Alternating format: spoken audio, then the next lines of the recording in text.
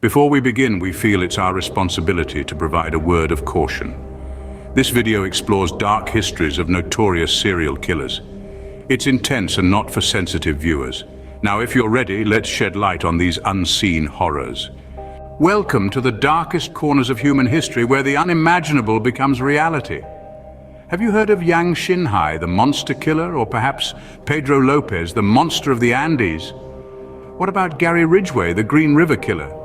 And then there's Luis Garavito, the Beast, or Harold Shipman, the Doctor of Death. These names might not ring a bell, but their stories will send shivers down your spine. If you haven't heard of these men, then you're in for a shocking revelation. Watch until the end as we delve into the horrifying tales of the top 5 serial killers you've likely never heard of. Brace yourselves as we step into the abyss of the macabre and the monstrous. Ever pondered on the depths of human malevolence? Allow me to introduce you to Yang Xinhai, known as the Monster Killer. Born and bred in China, Yang's life took a sinister turn as he embarked on a notorious killing spree that spanned from the year 2000 to 2003. His brutal crimes left an indelible mark on the annals of true crime, with a horrifying tally of at least 67 confirmed victims, making him one of the top 5 serial killers you've likely never heard of. These victims met their untimely end in the most gruesome of manners, all at the hands of this merciless predator.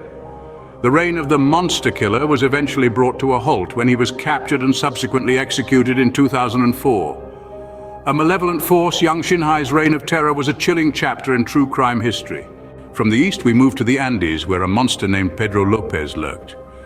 Born in Colombia, Lopez's life was marred by violence from an early age, a precursor to the horrific path he would later tread. Known as the Monster of the Andes, Lopez was convicted for the brutal murders of 110 young girls in his home country.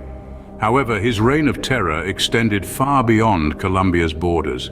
Lopez confessed to having claimed the lives of over 300 victims across South America, a chilling admission that paints a gruesome picture of his killing spree.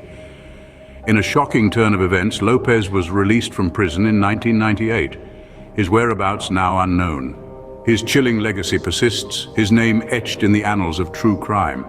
The tale of Pedro Lopez is a grim reminder of the darkness that can lurk in the human soul. Crossing over to the United States, we encounter Gary Ridgway, the infamous Green River killer. Born in the heartland of Salt Lake City, Utah, Ridgway moved to Washington State, where he would unleash a reign of terror during the 1980s and 1990s. With the scenic Pacific Northwest as his hunting ground, Ridgway preyed predominantly on women, most of them sex workers or runaways, their vulnerabilities exploited to feed his dark compulsions. Convicted for 49 murders, his body count is among the highest in American history. However, the true extent of his crimes remains shrouded in mystery. Ridgway himself claims to have taken many more lives, a chilling assertion that may never be fully substantiated. The Green River Killer operated with a chilling efficiency, his crimes going undetected for years. His story is a grim chapter in the annals of true crime, a stark reminder of the depths of human depravity. The Green River Killer, a name synonymous with terror, remains one of America's deadliest serial killers. Returning to Colombia, we meet Luis Garavito, aptly named the Beast. Born into a life of hardship and abuse, Garavito's story is one that is both tragic and terrifying. Driven by a dark urge, the Beast targeted the most vulnerable young boys who were often homeless or from low-income families. His reign of terror spanned over a decade, leaving a trail of devastation in its wake. Garavito was eventually convicted for the murder of 138 children. However, this disturbing figure pales in comparison to his own claim of over 300 victims. His modus operandi: Garavito would lure his victims with small gifts or money, then lead them away from populated areas. Once isolated, the children would meet a gruesome end at the hands of the Beast. Despite these heinous crimes, Garavito received a lengthy prison sentence rather than the death penalty due to Colombia's laws. The Beast, a name that sends chills down one's spine, is a horrifying embodiment of human depravity. Finally, we cross the Atlantic to the United Kingdom, where we find Harold Shipman, the Doctor of Death. Born in 1946, Shipman was a respected British medical professional, a family doctor who was trusted by his patients. However, beneath this facade of care and concern lurked a twisted mind. In the year 2000, the Doctor of Death was convicted for the murders of 15 of his patients, most of whom were elderly women.